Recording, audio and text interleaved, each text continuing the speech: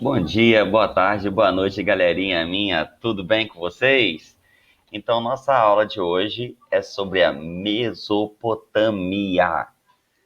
Mas, tio Lili, aonde que fica essa região? Pois é, gente. Hoje é o atual Iraque. Fica na região chamada de Oriente Médio. Então, fica entre a África, Europa e Ásia. É uma região considerada Ásia, mas fica ali no meio desses três continentes. Beleza? Então vamos nós. Então, essa região entre rios, dois rios importantes, o rio Tigres e o rio Eufrates. Nomes diferentes, né? Então nós vamos ver muitos conhecimentos diferentes, palavras diferentes, culturas diferentes, e aí a gente vai ampliando, né, o nosso conhecimento. Para isso que serve a história. Então nós temos aqui, ó, a região do rio Tigre e a região do rio Eufrates. Galerinha minha, essa região toda aqui é muito quente, marcada por montanhas, desertos e um ar muito seco. Então, a vegetação é muito complicada, porque na área de deserto só tem areia e é difícil de viver, não tem como você plantar. Mas, justamente nessa região entre rios, na borda dos rios, é uma região fértil. Mas por que, tio Lelê, só nessa região? Pois é, lá nas nascentes desses rios, chove muito. E ao chover, o nível dos rios aumenta.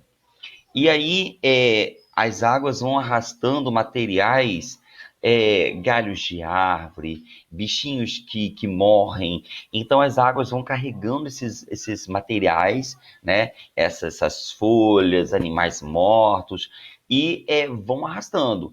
Quando tem um período de seca, o nível desses rios diminui.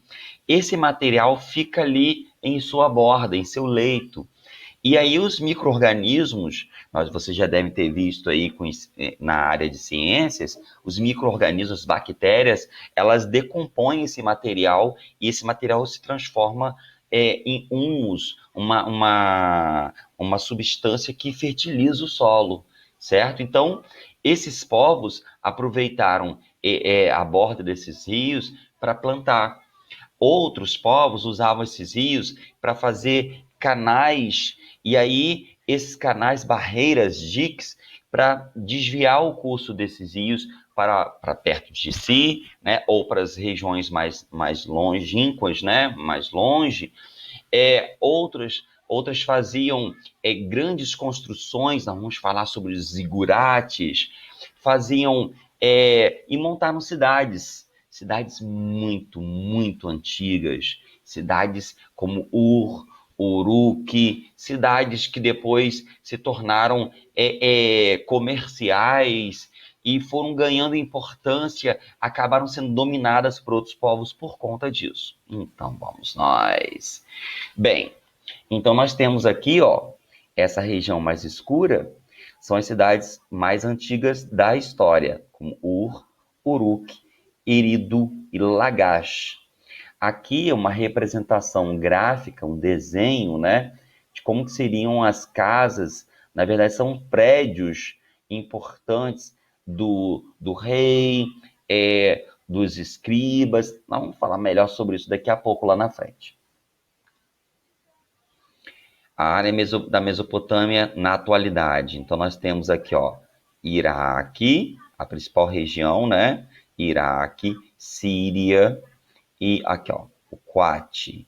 Esse Kuwait é um país que hoje, esses países todos aqui do Oriente Médio, eles hoje são muito importantes na área de petróleo. Bem, aqui de novo, a região da Mesopotâmia, esses países hoje, ó, um mapinha, onde olha só onde eles ficam localizados no globo, ó, essa região aqui, como eu falei para vocês, entre a África, Europa e Ásia.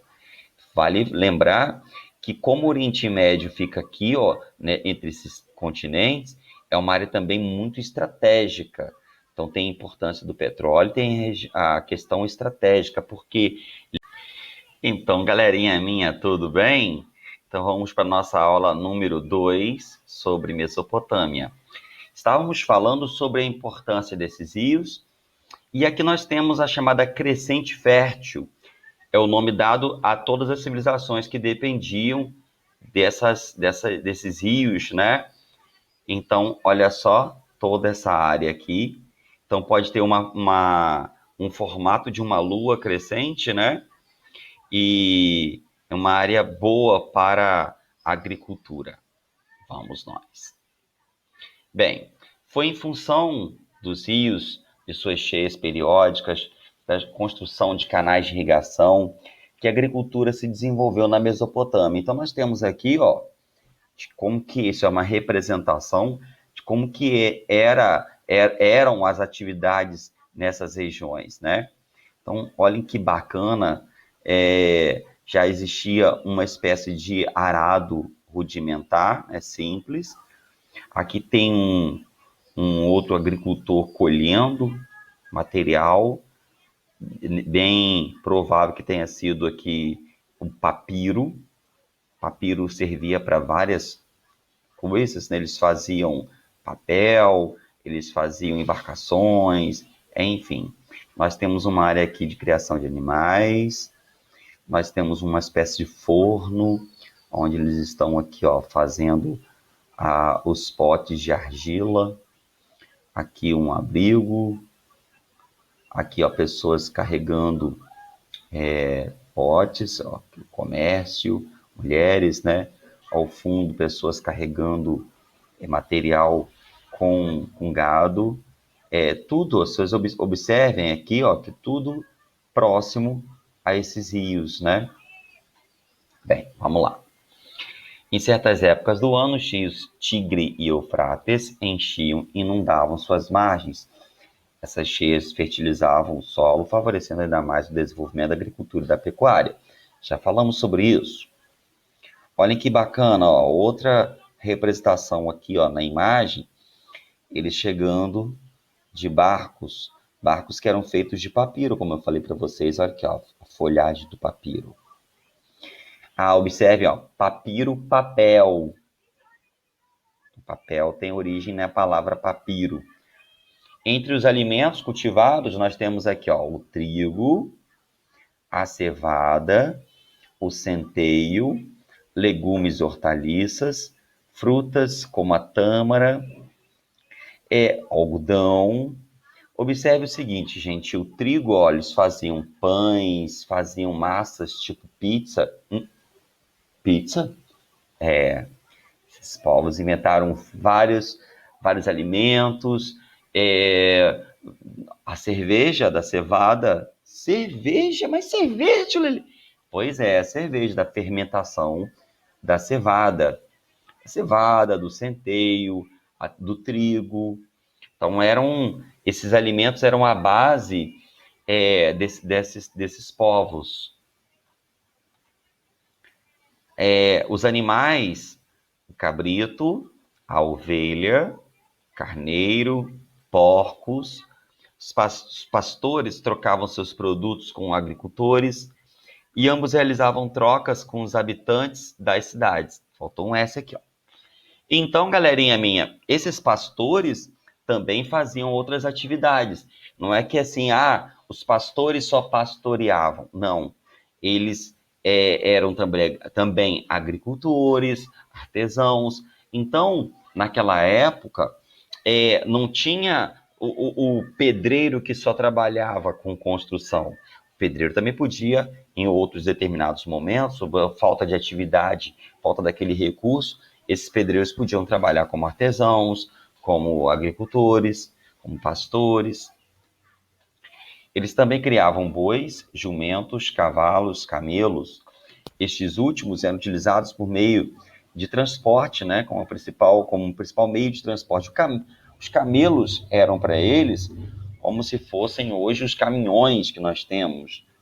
Eles eram fortes, eles eram usados para para trajetos longos, para lugares onde eles iam fazer longas viagens, os camelos não precisavam de muita água, né? Então isso aí dava uma... Então estávamos falando sobre os camelos, né? Que eram usados para longas viagens, eles eram resistentes, consumiam pouca água, a água era um recurso difícil para eles, né? Como eu falei para vocês, viviam numa área de deserto. Bem, vamos continuar. Além da agropecuária, os mesopotâmicos praticavam o artesanato, o comércio, tanto que mantinham relações comerciais com diversos outros povos de áreas vizinhas, né, não é? Então nós temos aqui, comércio deles com os egípcios, da região da Arábia, com a região da Pérsia. Então, comércio de ouro, prata, outros produtos. Vocês devem pensar assim, mas seu Lili, então a vida era muito boa. Todos eram ricos, havia alimentos para todos. Será? A resposta é... não. Nem todos usufruíam dessas riquezas todas, de tudo que era produzido. Vamos entender o porquê. Vamos continuar ainda o comércio. Olha só, nós temos tecidos. Olhem que bacana, tecidos bem trabalhados, não? Tecidos e tapetes. Bem, madeira. Alguns produtos eram importados, comprados de fora, como madeiras, metais, marfim, pérolas. Marfim, gente, aquele material de dente de elefante. Os mesopotâmicos fabricavam de novo. Ai, meu Deus do céu, fabricavam não, tio Lelê. Confeccionavam armas, joias, que eram depois exportados, mas também vendiam para outros povos produtos como tecidos, lã, cereais. Eu falei algodão, né? Lã, algodão para outros povos.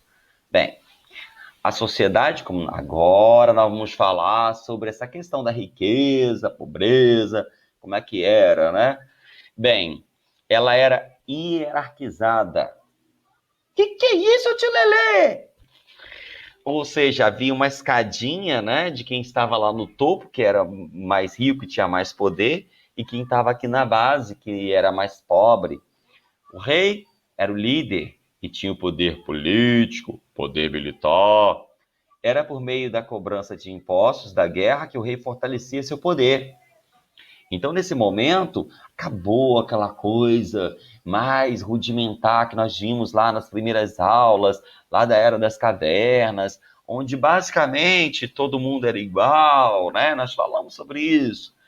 E agora não. Agora a sociedade ela tem diferenças, classes sociais, né? Então nós temos o primeiro lá no topo, o rei.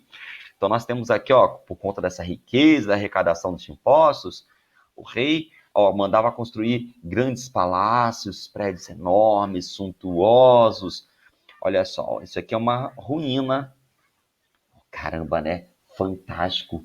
Como que essas construções eram fantásticas, enormes, estão, muitas delas, muito bem conservadas. Nós estamos falando de milhares de anos atrás, milhares de anos antes de Cristo.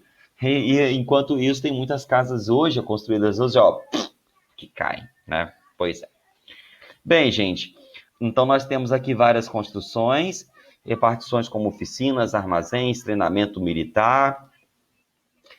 A sociedade, lá no topo, a chamada aristocracia, a camada mais privilegiada, formada pelo rei, sua família, pelos nobres, sacerdotes, os chefes militares, vamos falar sobre cada um deles. Aqui no meio da pirâmide social, nós temos os cidadãos comuns, fiscais, escribas, comerciantes, artesãos, criadores de gado, camponeses, soldados. Ufa! E nós temos aqui na base os chamados escravos, que eram a maioria da população, né? Prisioneiros de guerra, pessoas livres que haviam perdido a liberdade. Então virava escravo o cara que tinha uma dívida e não conseguia pagar suas dívidas. Pois é, isso.